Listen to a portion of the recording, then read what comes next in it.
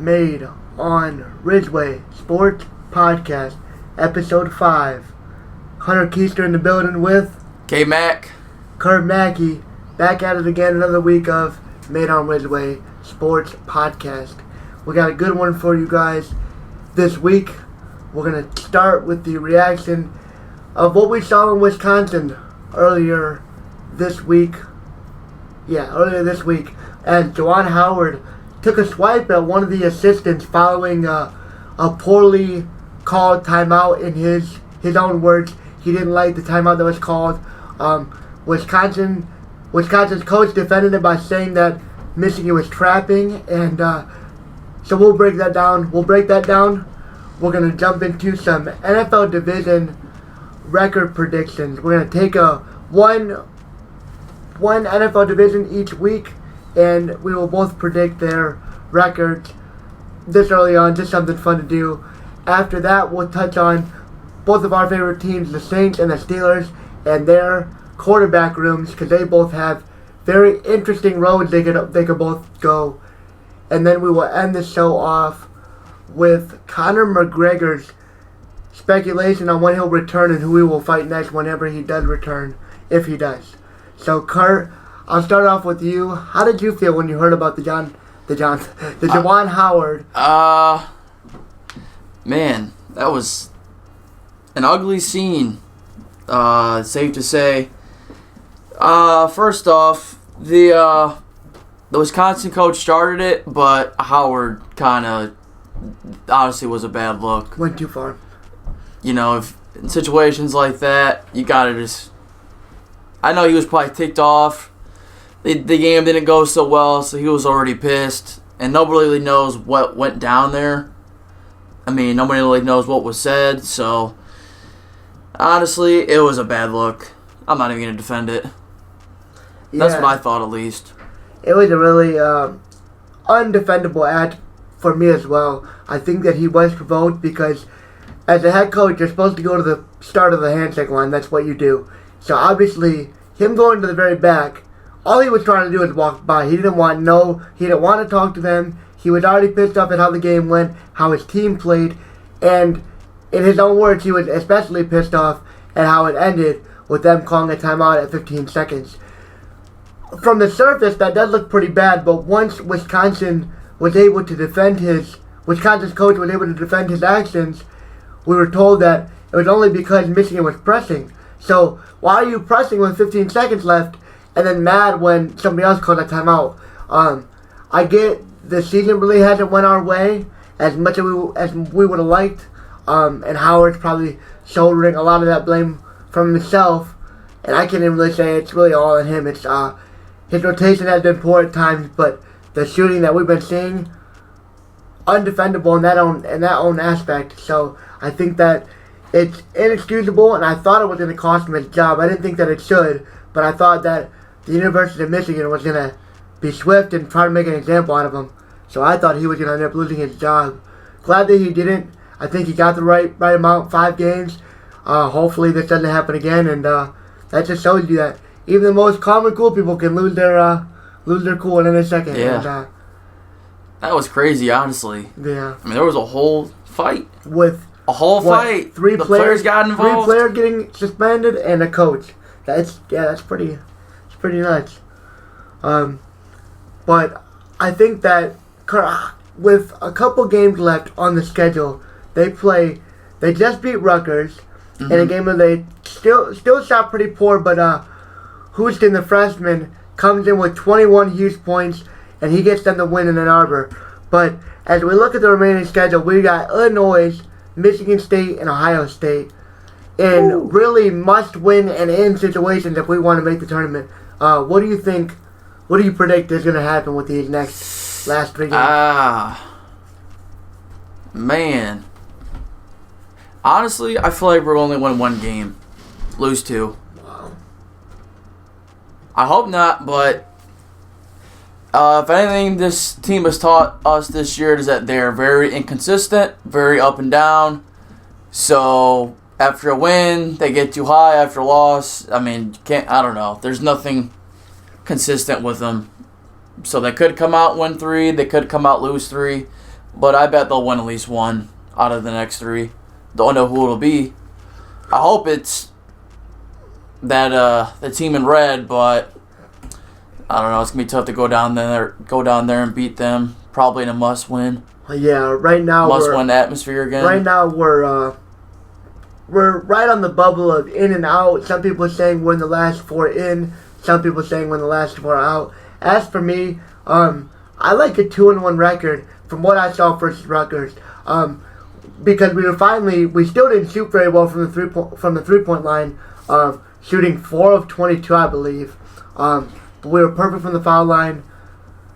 Michigan gets it done, and they have to against Rutgers, but it's not gonna come. It's gonna come at a price, beating Ohio State in Columbus, and then Michigan State and Illinois in Ann Arbor. It's no easy task, especially without your head coach. But what's that guy's name? Martellini.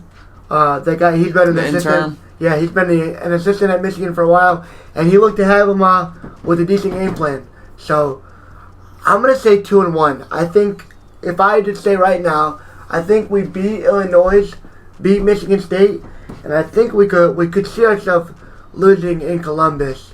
And if that happens, I think we make the tournament just barely. Depending on what happens with the Big Ten tournament looming in the next couple of weeks. So yeah, I think that Michigan's got a really steep road ahead of them. They didn't really do themselves any favors rescheduling these games, but they also didn't have a choice. So the rescheduling that we thought was going to save us back then, well, now we finally got to play them, and we'll see what we're made of these last couple of games, and if these guys are ready for the tournament, or if this will be the first time in a long time that Michigan hasn't made the NCAA tournament, which would be nuts to think about, especially with how good the recruiting class was. Absolutely. And you can't really put it on Howard at all. Like, most of it's on just the shooting itself. I would say the players more than anything. Yep. They're always in position. They just got to do it. Yep. They just got to make the shots. Yep. I agree. So, yeah, unexcusable. That's what we think about Howard. He'll serve his time. He'll come back, and he's going to be a great coach like he has been for the University of Michigan. But we're going to switch gears and now hit on an NFL division and what we think those 4 teams are going to be ranked at the end of the year. It's way too early for it, but it'll be fun to go back, maybe listen to this when the Super Bowl happens and, see who was right, who was wrong, and when the playoffs are happening. Kurt, I'll let you start, and I want you to pick a division that we start with for this first week. A division to start out with this week. Let's go with the. Let's do this NFC West. So that's where the Rams Super Bowl champions division. So that's Rams, Seahawks, Niners, and Cardinals. Got it.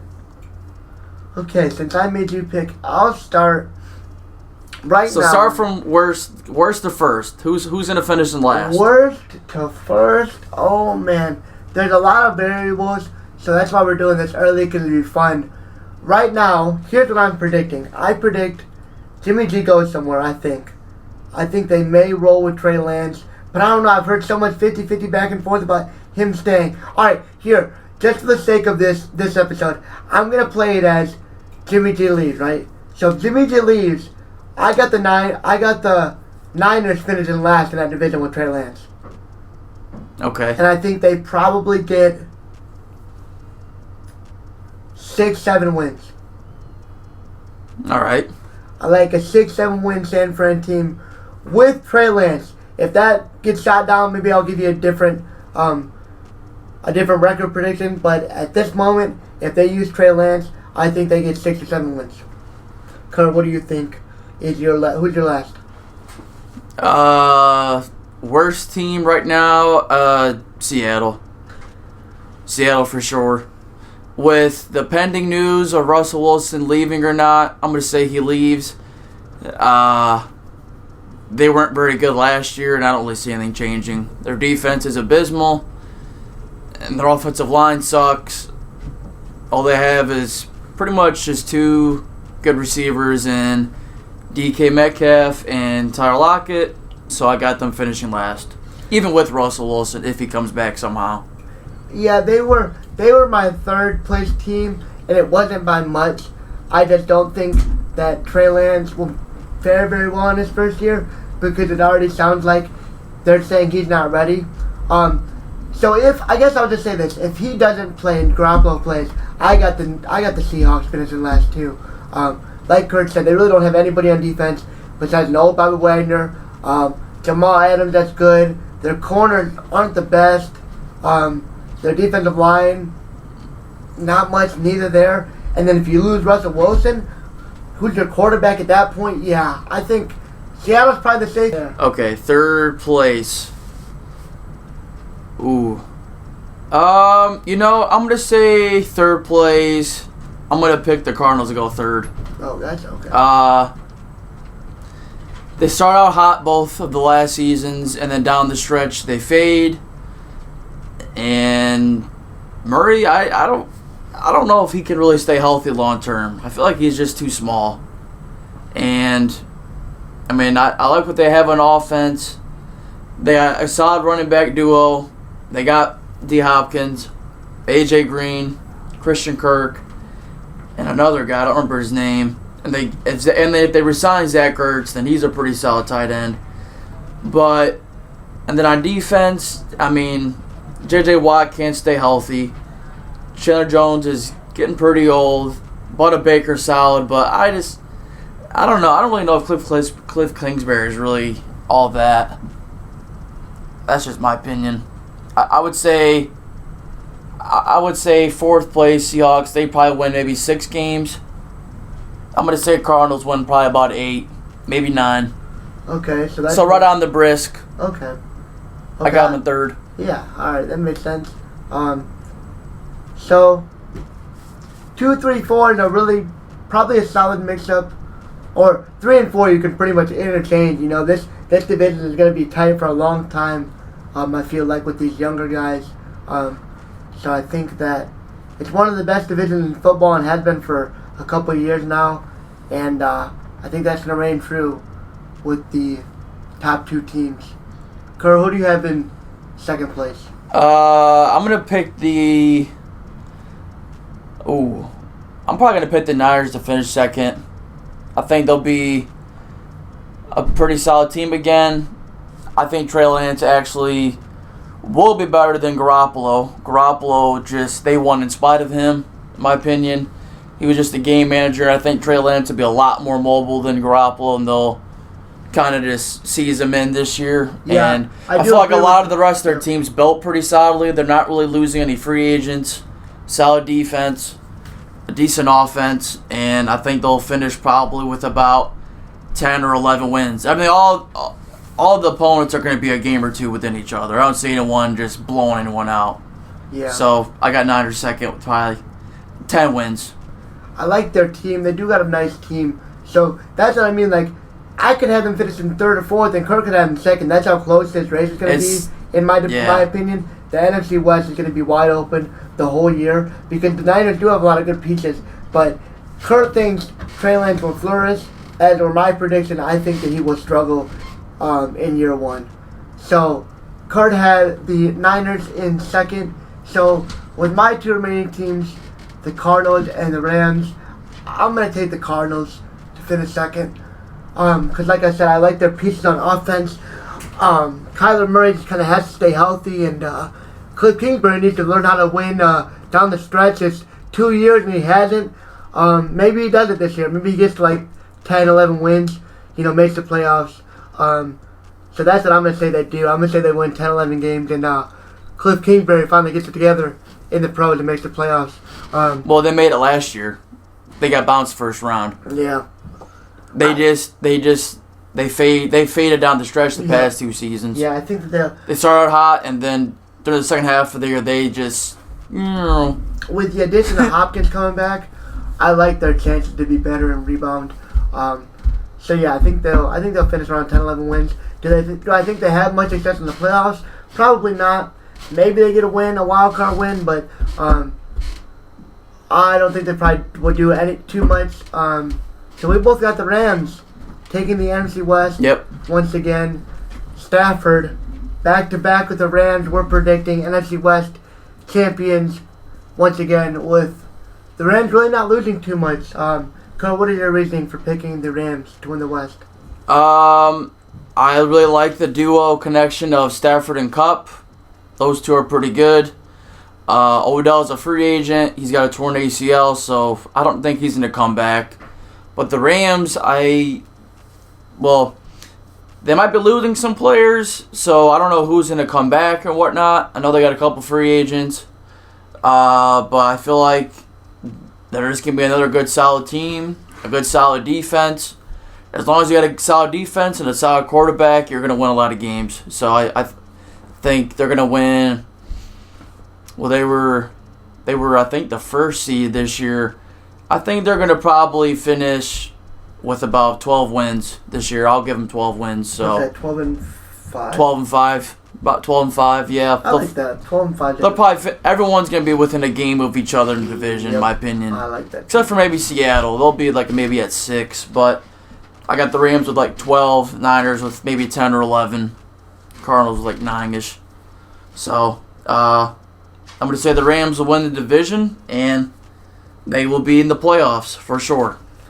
Yeah, for seeing any other unforeseen injuries, I will also obviously take the Rams to win the division. I'm going to say they go 11-6. I like 11-6 for their record, depending on who they would lose. So for my rundown, since Kurt gave you his, I got the Rams going 11-6. I got the Cardinals winning 10 games, going 10-7. I'll take as of right now, I'll take the Niners in third with probably nine wins. Yeah, probably 9 wins, 9 and 8. 9 and 8. And then, yeah, I think I'm gonna give Seattle like 6 wins. 6. Yeah, I think 6. I think 6 wins for Seattle, and they need to start. Do they fire Pete Carroll after the next season? Yep, I think they need to. That would become a question. They need I think they might even need a full rebuild. If they would go that way, I think you'd have to get rid of Russell and then just try to rebuild your team again to try to make a run with some of these receivers. But yeah, I mean, firing Pete Carroll is definitely in question, in my opinion. After a 6-win season, yeah, if they finish that poorly, yeah, I think his job would, to me, almost certainly be gone. I think after that, I think that he's shown that he really doesn't have it anymore to them, and I think that, like I said, I think they would have to consider fully flipping this team. Definitely. Do you have anything else you want to add? I think we knocked it down pretty good. So that's our first division little prediction. It'll be fun to see later on down the road how well we did. Maybe we'll do a preseason one of these too, so we can, get some accurate ones. But for now, that's our first division, and we are going to jump into some Pittsburgh Steelers, Kurt's favorite team, and some New Orleans Saints, my favorite team. As you guys will know, I am a lot harder Michigan fan than I do follow the pros. But for Kurt, it's about equal. He's about as big Pittsburgh fan as he is a Michigan fan. So, yeah, I'd say so. We'll start with the Steelers, and the Steelers now have to find a quarterback to replace Ben Roethlisberger. Kurt, what is your reaction to that, and how do you think the season will fare for them? Honestly, they said they're going to add 2 more quarterbacks, so that probably means 1 in free agency for sure, and probably just a practice squad quarterback. So, honestly, if I had to say today, I'm expecting them to roll out Rudolph there next season. And with that happening, I'm going to say 8, maybe 9 wins again. And it really just, I don't know what they're going to do. They don't really know what they're going to do either yet. I know that. I've heard speculation of them drafting Kenny Pickett out of Pittsburgh. Like, if I'm just saying what I want to happen, I don't want them to draft any quarterback, in my opinion. I would, for the first time ever, I know they don't want to do this, but I would rather them just play Rudolph, see what happens, and build the team for next year's quarterback that ever comes in. Because whoever you draft this year, nothing's going to change. The result's going to be the same. And I don't want them trading for anybody unless it would be if they traded for somebody Ooh, man. I would risk it for the biscuit for Watson. That's about it, though. Maybe Russell Wilson, but Aaron Rodgers wants way too much money. He retired. Aaron Rodgers? Yeah. No way. I don't. It's being speculated. Yeah, it's nothing official, but yeah. It's like the report that I saw yesterday. Saw it was about. It's like said that it was gonna be something coming out. I mean, he might. Weekend. He might, but I'm just on board with them. I don't want them to hurt their future just to try to win this year when they're not going to. Yeah. If you're gonna go, what's the point going to the playoffs to just get bounced out again and not have a top 15, top 10 pick? Yeah, you're just wasting time going to because the playoffs. Then if you want a quarterback in next year's class, you're going to have to trade up and even use more draft capital. Yep. When you could just suck for a year and get like a 10th pick, then if you want to use it on a quarterback next year, you do. This year, so you're gonna if you trade for Jimmy Garoppolo, it's gonna be the same result as last year. They don't have an O-line. It's not like exactly. It's not like they're making an O-line out of one offseason. They really haven't done too much. I assume they'll draft and maybe get a free agent, but that doesn't fix an entire offensive line, which I believe that Pittsburgh almost needs a whole offensive line overhaul. And I'll get into my prediction. I'm actually going to go a different route, just because I've heard this a lot, and I know Kurt will despise it. But oh no! I think. Don't you dare say the backup. I think Dwayne Haskins out of Ohio State University starts for Pittsburgh in Week 1. I've heard it a lot. Sleep. And as you would know about me, I'm a diehard Michigan fan, so I obviously hate Ohio State. But my dad's a big Cowboys fan, so I was pretty much born to hate Pittsburgh as well. So this is music to my ears. Having them suck with an Ohio State quarterback would just be music. It would be great. I would love it.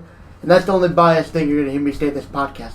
But as I get back into what we were talking about, I do think they do start Dwayne Haskins, though, regardless. I think that Tomlin likes Haskins. I've heard reports of it. And I think they've seen enough of Rudolph. I think they got enough of the glimpses they've had over the last couple of years. To me, I think they might have seen enough to know that he might not be the guy. But I also like the intriguing idea of them getting Kenny Pickett and how he would fare being a hometown guy or a home college guy coming out of Pittsburgh and going to the Steelers. I hope not. I'm not buying into that hype. As for my record with Haskins, if he is the starter, I like them at their ceiling to me is 9 wins. I'm going to be honest. I like them probably more 8. Honestly, I like them probably at 8. I guess we'll say the division prediction for when we do that division. Yeah.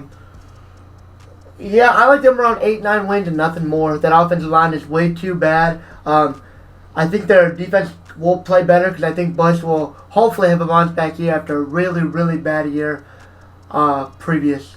So I think he'll bounce back.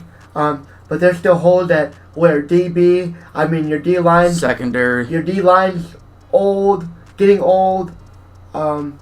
With Hayward and Tuitt, who you're going to have to end up replacing. More than likely.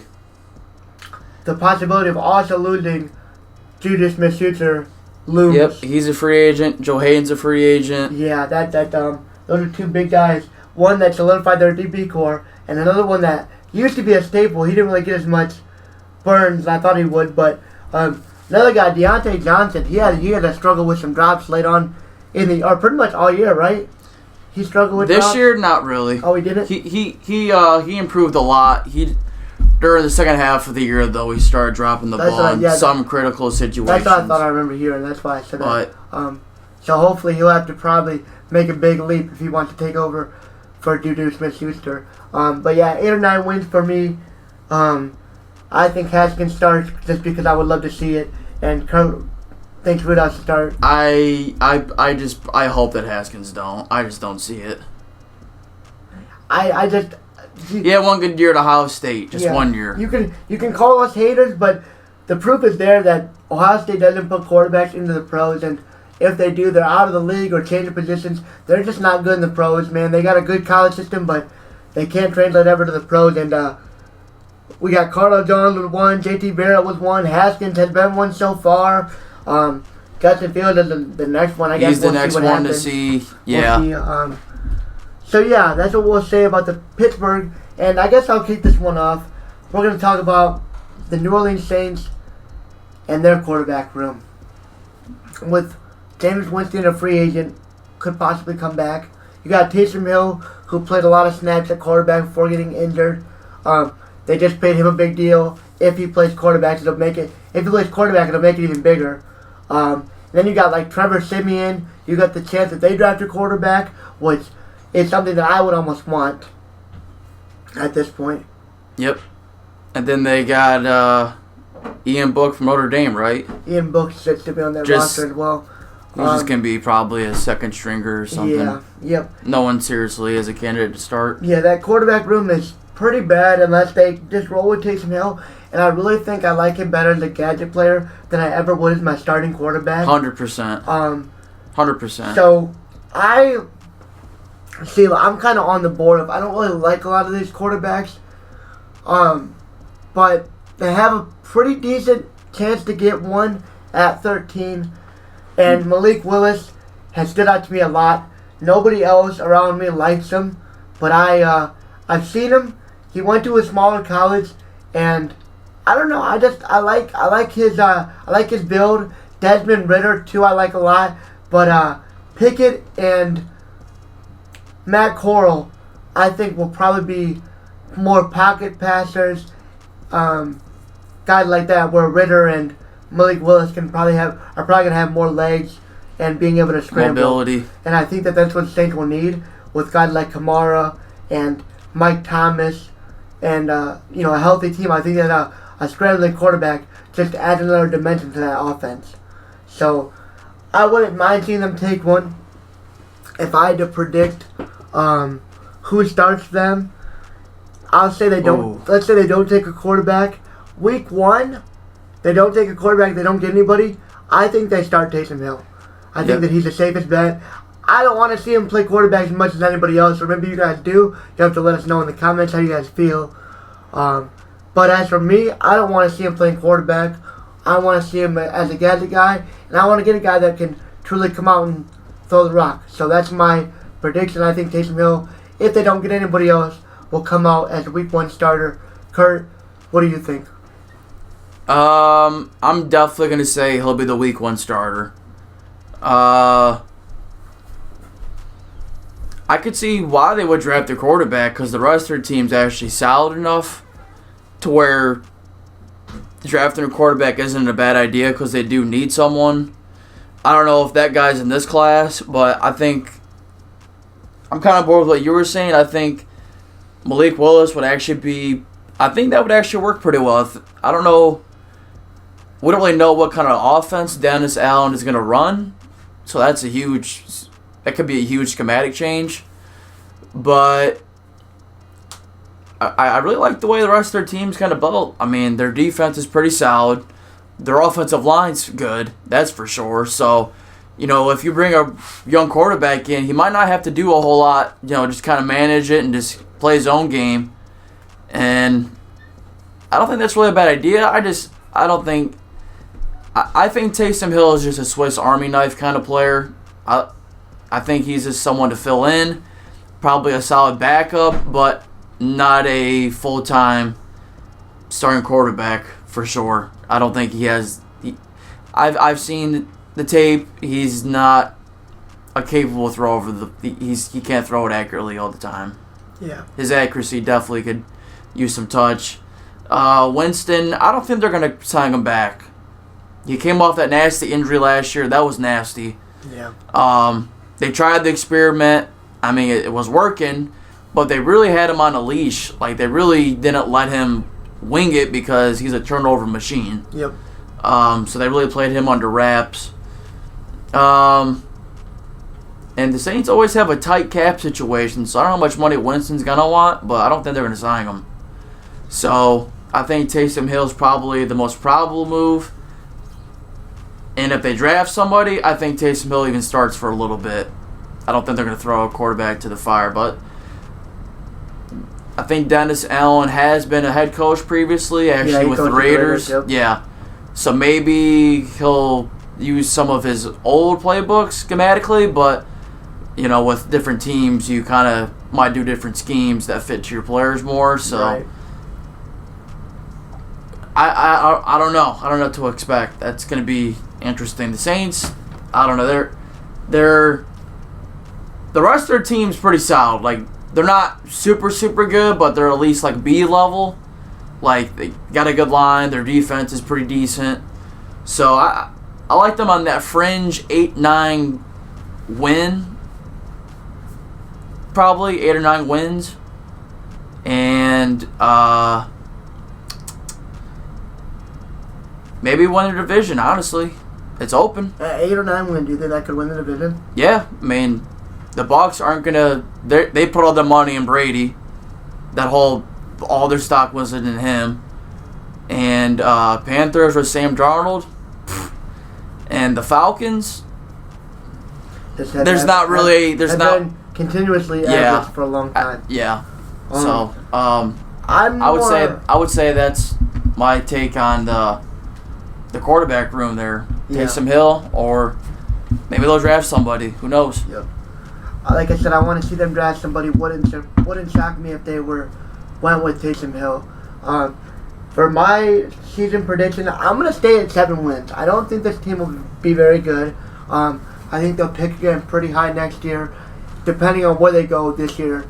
If they go quarterback, fine, they probably won't take one next year, but I like them at 7 wins. I think this is obviously a rebuilding year, and hopefully they can put some pieces together to start building towards this future of this team with the young guys on the offense and defense, and an experienced O-line, like Kurt mentioned. So I'm more at 7 wins with a ceiling of probably 9, like I said about the Steelers, ceiling of 9 wins, and like Kurt said, with all these teams pretty much open, and the Falcons being the only one really established, but they still don't really have too much on the defensive side. This division is wide open, and the Saints could come out victorious. This could be another NFC East where 9-7 used to win the division. It could be a 9-win team come out of the division. Yeah, I'm seeing a potential 8-win team win that division next year.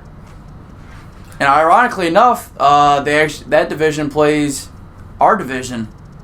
So, it's okay. Steelers play the Saints, and etc. Those divisions play each other. So, we'll see. Where is that game? Saints and Steelers? Pittsburgh. Ooh. Ironically enough. Okay. So, I don't know. A lot of stuff to happen, so we'll see. Yep. A lot of stuff could change. A lot of stuff will change between now and September. Yep. This is way too early. Just mere, a month removed from the Super Bowl. Not even. Not even a month. What, 2 weeks? Yeah. So we'll go with that. That's where you guys are gonna get on our NFL takes for this week. And as we look to close out the show, we're gonna talk about Conor McGregor, his return to the UFC, when it will happen, if it happens, and if he does fight again, who will he fight? Kurt, I'll let you start. What have you heard about Conor McGregor lately on his return and possible opponents? I haven't really looked into it a lot because I know he will come back for sure. He's not really doing it for the money at this point, obviously. I think he just likes to fight. Obviously, he's not the same guy. That is for sure. His rehab's been coming pretty good. He seems like he's doing pretty good. If I had to say who he's going to fight, there's 2 people in mind that I think his first fight coming back. Ooh. I'm almost going to say, I almost feel like it's going to be Nate or Oliveira. I could see them doing that, which isn't right, but I mean, what are they going to do? It really doesn't matter. People are going to say, you can't just skip the line and get a shot. Well, they're going to do what makes the most money. That's just how it works. It's a business. So I'm going to say it definitely won't be Poirier. You can't run that back. Not yet. Dana wants to run that back for sure, though. So if I had to say, it won't be Poirier. Two names come to mind: Nate Diaz or Charles Oliveira. That's who I would say would be right now, if I had to pick somebody. Yeah, I think I'm on the same boat with Conor coming back.